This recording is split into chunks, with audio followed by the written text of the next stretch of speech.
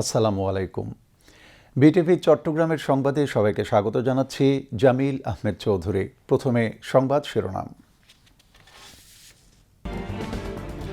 Padma barrage প্রকল্পের মাধ্যমে সেচ সুবিধার আওতায় আসবে ৪৭ লাখ হেক্টর জমি, কমবে খরা লবণাক্ততা, প্রাণ ফিরবে জীববৈচিত্র্যে, বাড়বে কৃষি উৎপাদন, তৈরি হবে কর্মসংস্থান। ঈদ উল আজহা উপলক্ষে প্রধানমন্ত্রীর নেয়া গণমুখী উদ্যোগে জবাবদিহিতা নিশ্চিত ও জনগণের আকাঙ্ক্ষার স্পষ্ট প্রতিফলন ঘটেছে বললেন উপদেষ্টা মাহদি আমিন।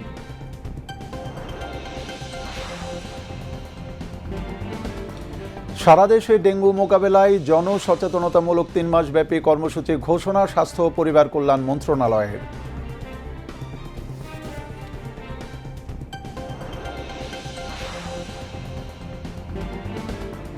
শিশু রামিসা ধর্ষণ ও হত্যা মামলায় সোহেল রানা ও তার স্ত্রীর বিরুদ্ধে সাক্ষ্য গ্রহণ সম্পন্ন।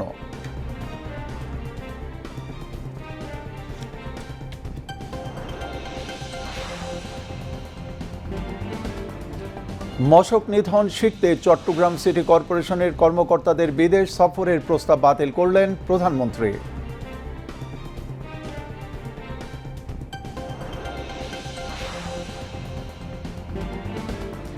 চট্টগ্রামে বর্ষার শুরুতে স্বাভাবিক থাকতে পারে আবহাওয়া পরিস্থিতি, সম্ভাব্য ভারী বর্ষণে জানমালের ক্ষয়ক্ষতি এড়াতে প্রশাসনের ব্যাপক প্রস্তুতি।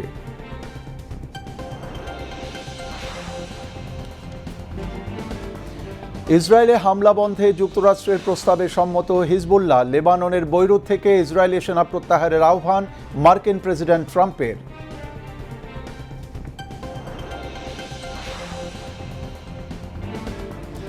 এবং এডিনবার্গে ৩ জাতি নারী টি-20 ক্রিকেট টুর্নামেন্টে স্কটল্যান্ডের মুখোমুখি বাংলাদেশ।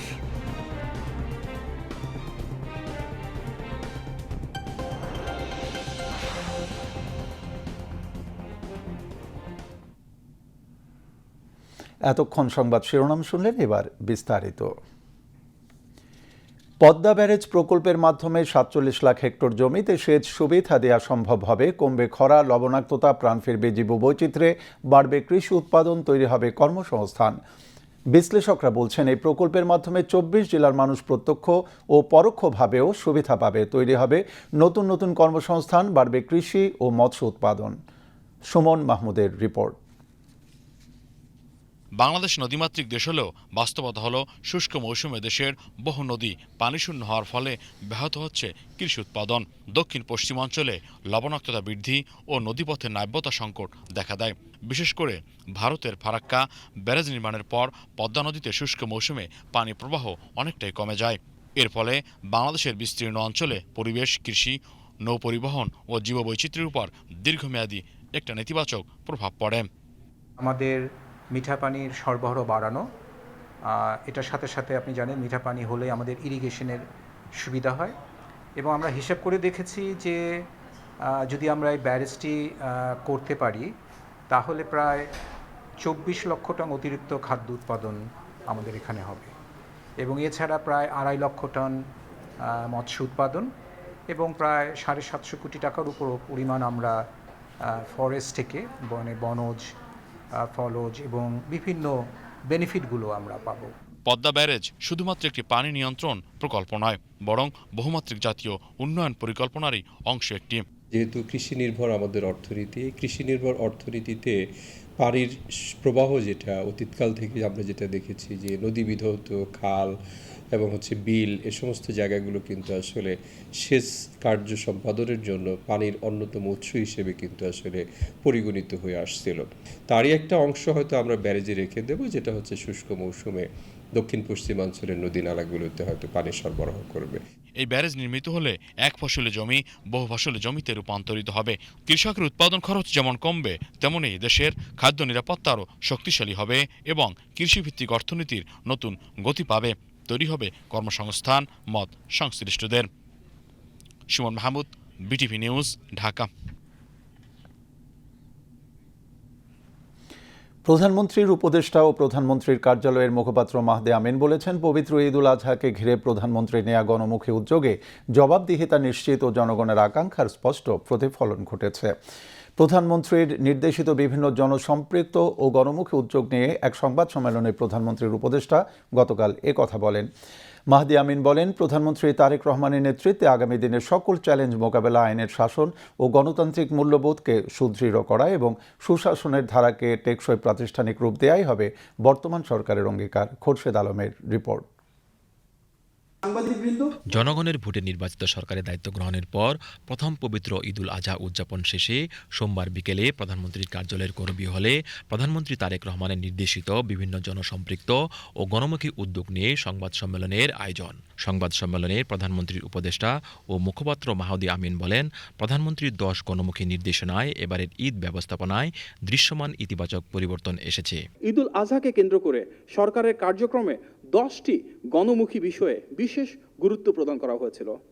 নির্বিঘ্নে ঈদ যাত্রা নিশ্চিতকরণ, শ্রমিকদের বেতন ভাতা পরিশোধ, দেশীয় পশুর বাজার সুরক্ষা, দ্রুত বর্জ্য অপসারণ, গণপরিবহনের শৃঙ্খলা, চাঁদাবাজি ও সিন্ডিকেট দমন, নিরবিচ্ছিন্ন বিদ্যুৎ সরবরাহ, জননিরাপত্তা নিশ্চিতকরণ, চামড়া খাতে সুস্থ ব্যবস্থাপনা এবং নিত্য প্রয়োজনীয় পণ্যের বাজার স্থিতিশীল রাখা, এই 10টি অগ্রাধিকার ছিল মাননীয় প্রধানমন্ত্রীর প্রধান বা অন্যতম নির্দেশনা। এসব উদ্যোগের সমন্বিত বাস্তবায়নে ঈদ ব্যবস্থাপনার বিভিন্ন ক্ষেত্রে দৃশ্যমান ইতিবাচক পরিবর্তন এনে দিয়েছে এবং রাষ্ট্রীয় সেবাকে আরও জনসম্পৃক্ত করার যে প্রচেষ্টা তারও প্রতিফলন ঘটিয়েছে।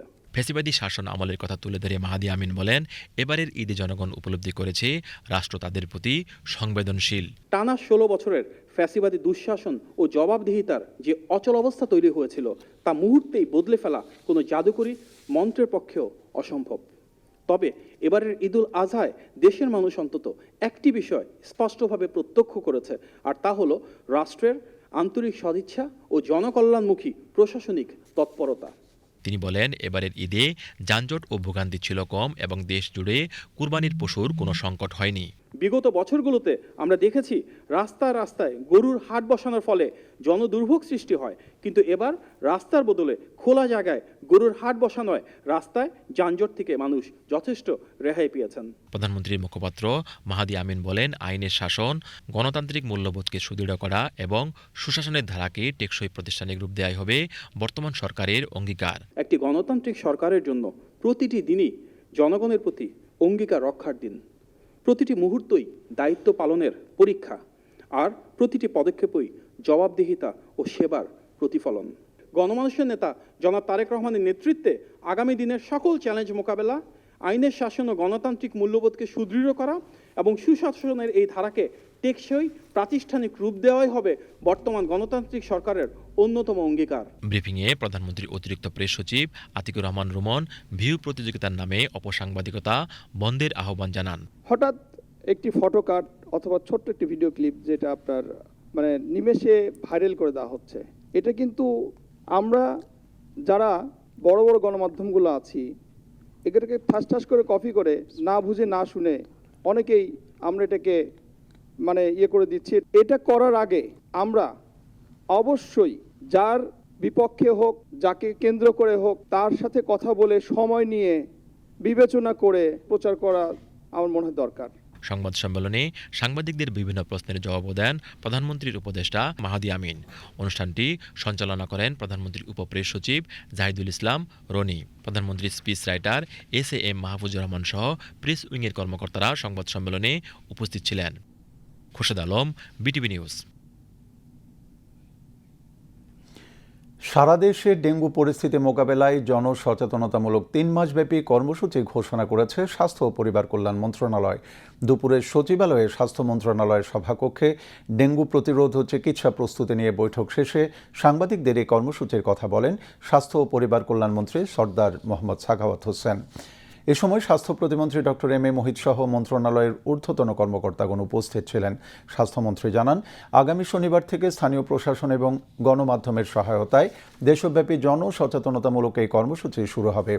বর্তমানে ডেঙ্গু রোগী শনাক্ত হচ্ছে জানিয়ে তিনি বলেন, ডেঙ্গুর মৌসুম শুরু হওয়ায় কোনো ধরনের বিলম্ব না করে প্রতিরোধ ও চিকিৎসা ব্যবস্থাকে আরও শক্তিশালী করার উদ্যোগ নেওয়া হয়েছে। এছাড়া ডেঙ্গু আক্রান্ত রোগীদের চিকিৎসা ব্যবস্থাপনা ও ক্লিনিক্যাল গাইডলাইন বিষয়ে চিকিৎসক ও নার্সদের প্রশিক্ষণ দেওয়া হবে উল্লেখ করে স্বাস্থ্যমন্ত্রী সর্দার সাখাওয়াত হোসেন আরও বলেন, এই কার্যক্রমে ঢাকার বাইরে 7টি বিভাগ এবং বিভিন্ন জেলায় চিকিৎসক ও নার্সদের বিষয়ে প্রশিক্ষণের আওতায় আনা হবে। গত 2 দিন যাবৎ আমরা ডেঙ্গু প্রতিরোধে বিভিন্ন সভা করতেছি। তারা বিশেষজ্ঞ ডাক্তার বাংলাদেশের 64টা জেলায় ওনারা ট্রেনিং দেওয়া শুরু করবেন। শনিবার থেকে ঢাকা থেকে শুরু করবেন। তারপর সিভিল সার্জনদের মাধ্যমে প্রত্যেকটা উপজেলা লেভেলে আমরা ডাক্তারদেরকে ট্রিটমেন্ট সম্বন্ধে আমরা ট্রেনিং দেওয়াবো, যাতে করে প্রপার স্টেজে কোন ট্রিটমেন্টটা করতে হবে ডেঙ্গু অ্যাটাক রোগীর উপর সেইটা নিশ্চিত করার জন্য আমাদের সোসাইটি অফ প্রাইভেট মেডিসিন ওনারা সেভাবে কাজ করে যাবেন। পতিত আওয়ামী লীগ সরকারের শাসনামলে জিআইসিতে গুম নির্যাতনের ঘটনায় দায়ের করা মানবতা বিরোধী অপরাধের মামলায় ক্ষমতাচ্যুত প্রধানমন্ত্রী শেখ হাসিনা ও 11 সেনা কর্মকর্তা সহ 13 জনের বিরুদ্ধে মামলার পরবর্তী সাক্ষ্য গ্রহণ 8 জুন নির্ধারণ করেছেন আন্তর্জাতিক অপরাধ ট্রাইব্যুনাল। ট্রাইব্যুনাল 1-এর চেম্বার আদালত আজ এই আদেশ দেন। এর আগে গত 12 মে এই মামলায় গুমের শিকার ব্যবসায়ী নাজিম উদ্দিনকে জেরা করেন সেনা কর্মকর্তাদের আইনজীবীরা। তার আগে 11 মে তার জবানবন্দি গ্রহণ সম্পন্ন করেন ট্রাইব্যুনাল।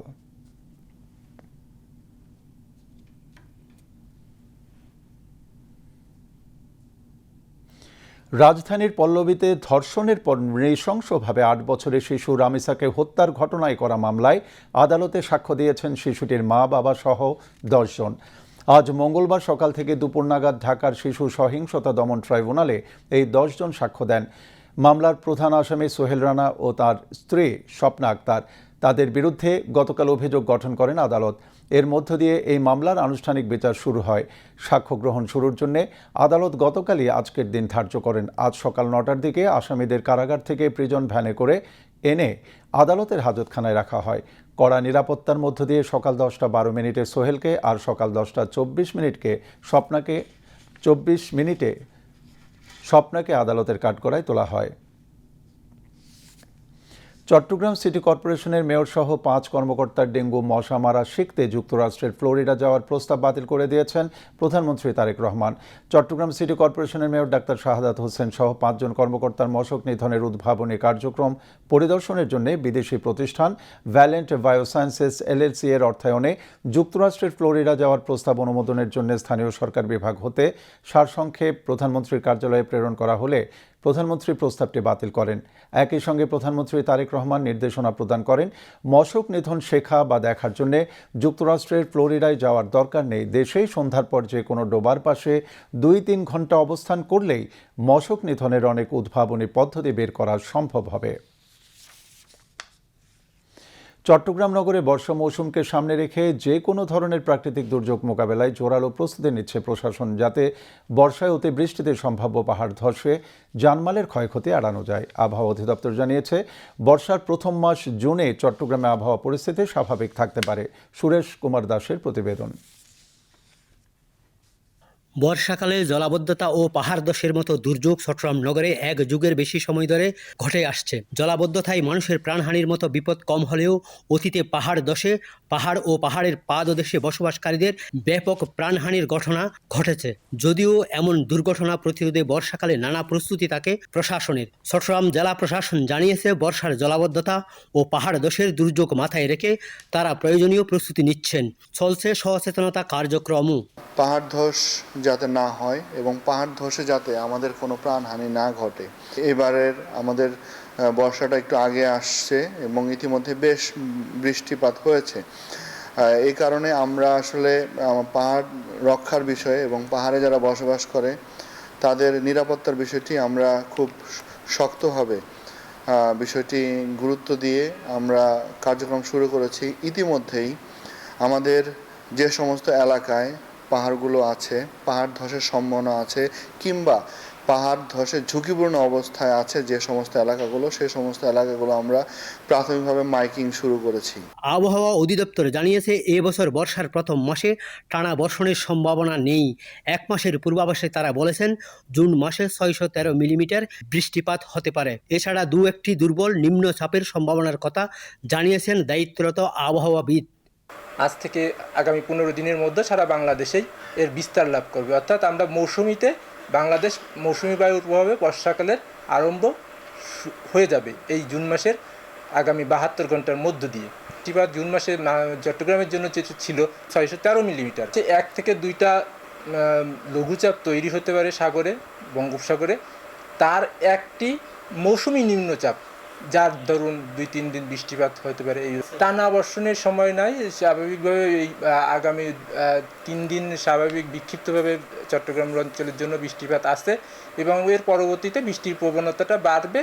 সমগ্র চট্টগ্রাম পাহাড় পর্বত সংকুল অঞ্চল নগরায়নের নামে দিন দিন বাড়ছে পাহাড় কাটার ব্যাপকতা, যেখানে ঝুঁকিতে বসবাসকারীদের পাহাড় ধসে প্রাণহানির রেকর্ড আছে। এর মধ্যে 2007 সালে পাহাড় ধসে রেকর্ড সংখ্যক 127 জনের প্রাণহানি ঘটে।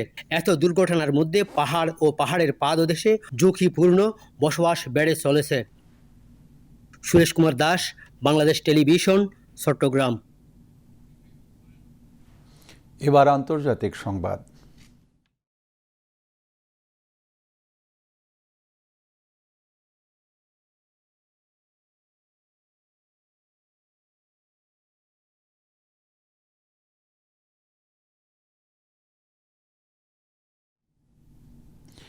আলোচনা বন্ধের হুঁশিয়ারির পর লেবাননে নতুন করে যুদ্ধবিরতি কার্যকরের ঘোষণা দিল যুক্তরাষ্ট্র। হিজবুল্লাহর প্রতিনিধিদের সঙ্গেও কথা বলেছেন মার্কিন প্রেসিডেন্ট ডোনাল্ড ট্রাম্প। ট্রাম্প বলেছেন তিনি ইসরায়েলি প্রধানমন্ত্রী বেনিয়ামিন নেতানিয়াহুকে লেবাননের রাজধানী বৈরুত থেকে তার সৈন্য প্রত্যাহার করতে বলেছেন এবং হিজবুল্লাহ প্রতিনিধিদের সাথেও কথা বলেছেন, যারা ইসরায়েলি বাহিনীর উপর আক্রমণ বন্ধ করতে সম্মত হয়েছে। ইসরায়েলের প্রধানমন্ত্রী বেনিয়ামিন নেতানিয়াহু এই চুক্তির বিষয়টি নিশ্চিত করেছেন, তবে সতর্ক করে দিয়ে বলেছেন যদি হিজবুল্লাহ ইসরায়েলের লোকালয় ও বেসামরিক নাগরিকদের উপর হামলা বন্ধ না করে তবে বৈরুতে হামলা চালানো হবে। একই সাথে পরিকল্পনা অনুযায়ী ইসরায়েলি প্রতিরক্ষা বাহিনী IDF দক্ষিণ লেবাননে তাদের কার্যক্রম চালিয়ে যাবে। এদিকে জাতিসংঘ নিরাপত্তা পরিষদের বৈঠকে ইসরায়েলি আগ্রাসনের মাঝে লেবাননের প্রতি সমর্থন প্রকাশ করেছেন পরিষদের সদস্যরা। এর আগে লেবাননে ইসরায়েলি হামলা অব্যাহত থাকলে যুক্তরাষ্ট্রের সঙ্গে সংলাপ বন্ধ হয়ে যাবে বলে হুঁশিয়ারি করেছিলেন যুক্তরাষ্ট্রের সঙ্গে ইরানের প্রধান মধ্যস্থতাকারী এবং সংসদের স্পিকার মোহাম্মদ বাঘের গালিবাফ।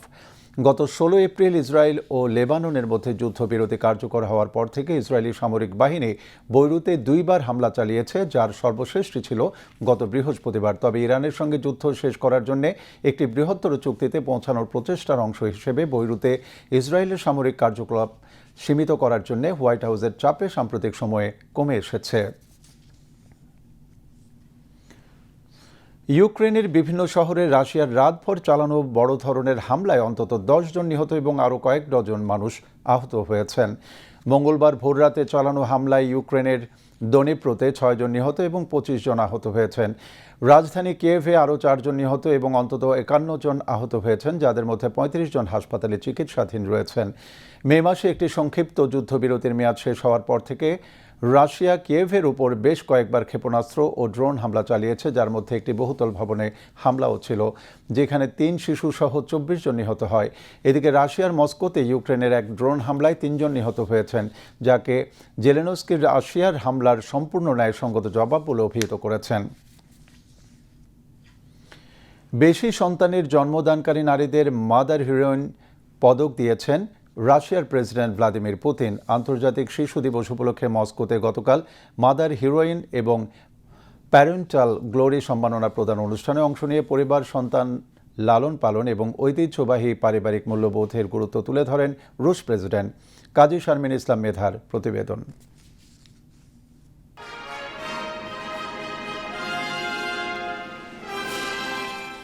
জুন আন্তর্জাতিক শিশু দিবস উপলক্ষে রাশিয়ার প্রেসিডেন্ট ভ্লাদিমির পুতিন ক্রেমলিনে বিশেষ মাদার হিরোইন পদক প্রদান করেন। দেশের নিম্ন জন্মহার ও জনসংখ্যা সংকট মোকাবিলায় 10 বা তার বেশি সন্তান জন্মদানকারী মায়েদের সম্মানিত করতে সোভিয়েত আমলের এই সম্মাননাটি 2022 সালে দেশটিতে পুনর্বহাল করা হয়। অনুষ্ঠানে পুতিন বলেন, সত্যিকারের পারিবারিক মূল্যবোধের চেয়ে গুরুত্বপূর্ণ আর কিছু নেই। এগুলোই মানুষের জীবনের সবচেয়ে নির্ভরযোগ্য ভিত্তি। পুতিন আরো বলেন, একজন মানুষের জন্য পিতামাতা হওয়ার চেয়ে বড় সুখ নেই। তিনি অভিযোগ করেন বিশ্বের কিছু দেশে ঐতিহ্যবাহী পারিবারিক মূল্যবোধ দুর্বল করে দেওয়া হচ্ছে। রাশিয়ার বর্তমানে নিম্ন জন্মহার ও জনসংখ্যা সংকট মোকাবিলায় চেষ্টা করছে। এই প্রেক্ষাপটে পুতিন ৪ বছর আগে থেকে সোভিয়েত যুগের মাদার হিরোইন উপাধি পুনরায় চালু করেন।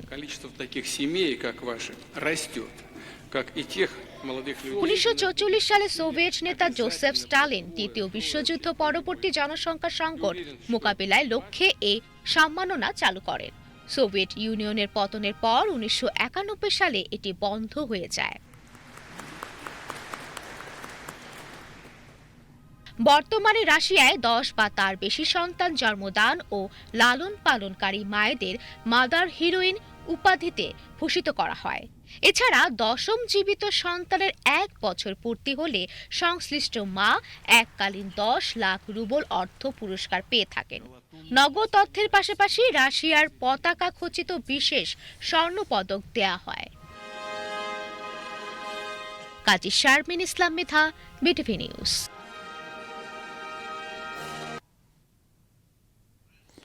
যুক্তরাষ্ট্রের আইওয়া অঙ্গরাজ্যের মাস্কাটিন শহরে এক বন্দুকধারী তার পরিবারের 6 সদস্যকে গুলি করে হত্যা করেছেন।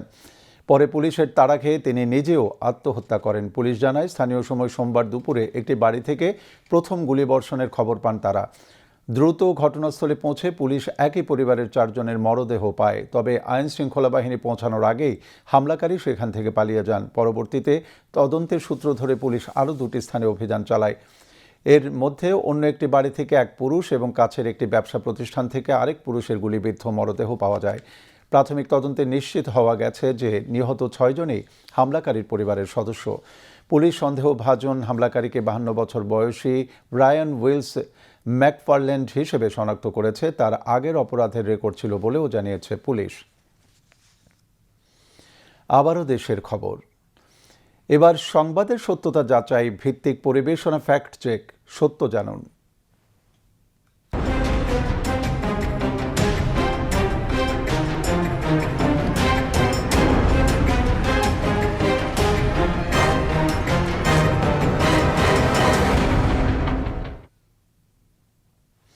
পবিত্র হজের মৌসুম ঘিরে সামাজিক যোগাযোগ মাধ্যমে ছড়িয়ে পড়েছে একটি আবেগঘন ছবি। দাবি করা হচ্ছে, হজের দায়িত্ব পালন শেষে ক্লান্ত সৌদি নিরাপত্তা কর্মীরা মাটিতে শুয়ে বিশ্রাম নিচ্ছেন, আর সেটিই নাকি এবারের হজের সাম্প্রতিক দৃশ্য। কিন্তু ছবিটির সত্যতা যাচাই করে দেখা গেছে দাবিটি পুরোপুরি সঠিক নয়। জাকিয়া জামান আনিকার ডেস্ক রিপোর্ট।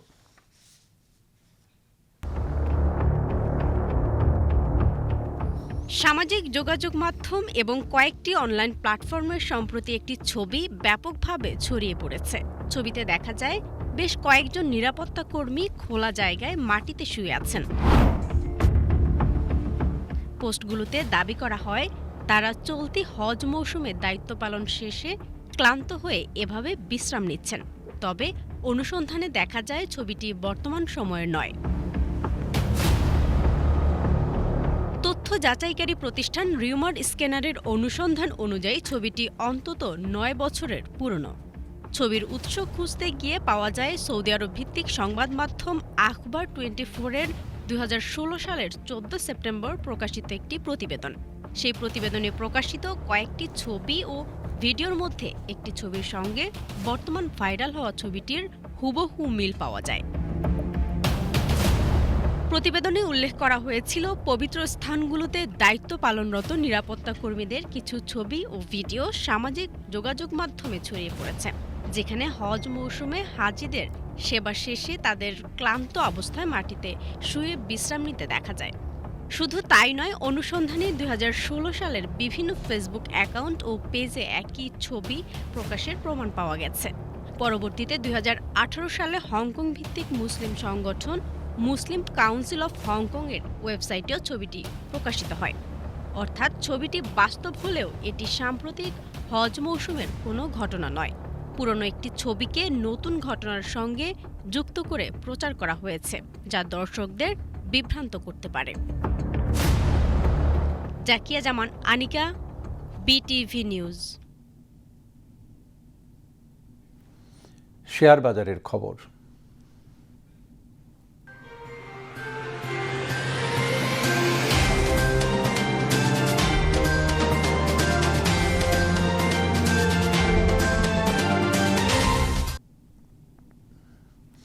চট্টগ্রাম স্টক এক্সচেঞ্জে চাঙ্গা ভাব অব্যাহত রয়েছে। আজ শেয়ার লেনদেন কম হলেও মূল্যসূচক বেড়েছে। দিন শেষে সার্বিক সূচক দাঁড়িয়েছে 15,080.84, যা গতকালের চেয়ে শতকরা 0.73 বেশি। এছাড়া সিএসই 30-এর মূল্যসূচক দাঁড়ায় 13,275.68, যা গতকালের চেয়ে শতকরা 0.60 বেশি। আজ 187টি কোম্পানির 65,80,860টি শেয়ার লেনদেন হয়, যার মূল্য 27,19,63,000 টাকারও বেশি। এর মধ্যে 128টি কোম্পানির শেয়ার দাম বেড়েছে, 58টির কমেছে এবং 31টির দাম অপরিবর্তিত রয়েছে। এবার আন্তর্জাতিক মুদ্রা বাজারের খবর।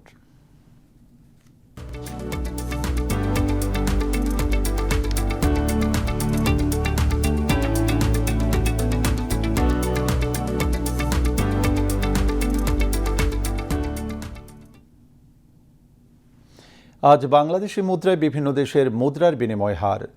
ইউএস ডলার 122 টাকা 75 পয়সা, সিঙ্গাপুর ডলার 96 টাকা 4 পয়সা, অস্ট্রেলিয়ান ডলার 87 টাকা 90 পয়সা, কানাডিয়ান ডলার 88 টাকা 71 পয়সা, হংকং ডলার 15 টাকা 47 পয়সা, ইউরো 142 টাকা 79 পয়সা, ব্রিটিশ পাউন্ড 165 টাকা 17 পয়সা, সৌদি রিয়াল 32 টাকা 32 পয়সা, কাতার রিয়াল 33 টাকা 27 পয়সা, ইউএই দিরহাম 33 টাকা 2 পয়সা, কুয়েতি দিনার 395 টাকা 50 পয়সা, মালয়েশিয়ান রিঙ্গিত 30 টাকা 58 পয়সা, থাই বাত 3 টাকা 72 পয়সা, ভারতীয় রুপি 1 টাকা 29 পয়সা, চীনা ইউয়ান 18 টাকা 14 পয়সা। এবার খেলার খবর।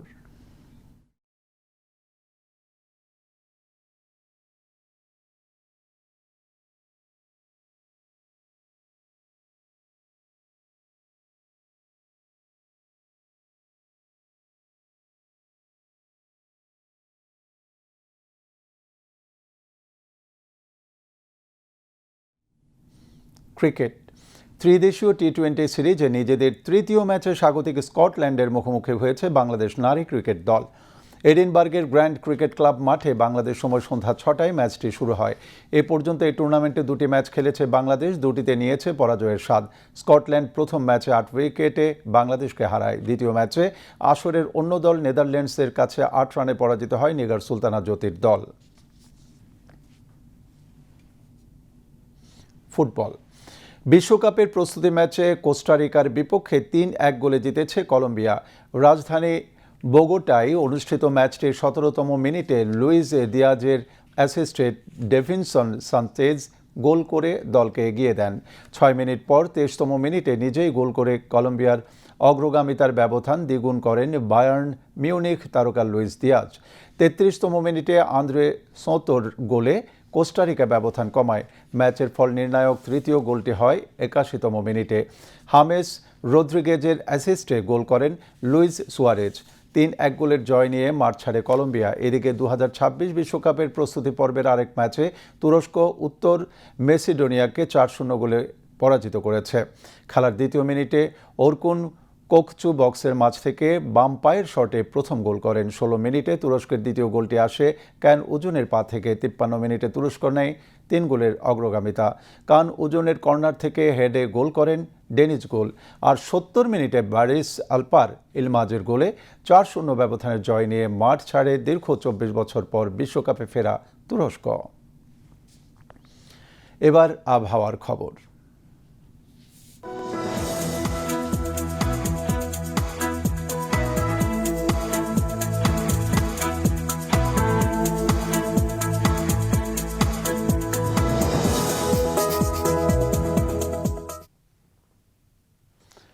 পতেঙ্গা আবহাওয়া অফিস জানিয়েছে আগামীকাল সন্ধ্যা 6টা পর্যন্ত চট্টগ্রাম এবং পার্শ্ববর্তী এলাকায় আকাশ আংশিক মেঘলা অথবা সাময়িকভাবে মেঘাচ্ছন্ন থাকতে পারে। সেই সাথে অস্থায়ীভাবে কিছু কিছু জায়গায় দমকা বা ঝোড়ো হাওয়া সহ হালকা থেকে মাঝারি ধরনের বৃষ্টি অথবা বজ্রসহ বৃষ্টিপাতের সম্ভাবনা রয়েছে। দিন ও রাতের তাপমাত্রা প্রায় অপরিবর্তিত থাকতে পারে। পরবর্তী 24 ঘন্টায় আবহাওয়ার সামান্য পরিবর্তনের সম্ভাবনা রয়েছে। নগরীতে আজ সর্বোচ্চ তাপমাত্রা ছিল 34.4 ডিগ্রি সেলসিয়াস, যা স্বাভাবিকের চেয়ে 2.9 ডিগ্রি বেশি, এবং সর্বনিম্ন তাপমাত্রা ছিল 23.9 ডিগ্রি সেলসিয়াস, যা স্বাভাবিকের চেয়ে 1.3 ডিগ্রি কম। আগামীকাল চট্টগ্রামে সূর্যোদয় 5টা 8 মিনিট এবং সূর্যাস্ত 6টা 34 মিনিটে। এবারে জানিয়ে দিচ্ছি কর্ণফুলী নদীতে আগামীকালের জোয়ার ভাটার সময়সূচি। ভাটা শুরু হবে রাত 2টা 18 মিনিটে, জোয়ার সকাল 8টা 38 মিনিটে। পরবর্তী ভাটা শুরু হবে দুপুর 2টা 29 মিনিটে এবং জোয়ার রাত 9টা 15 মিনিটে।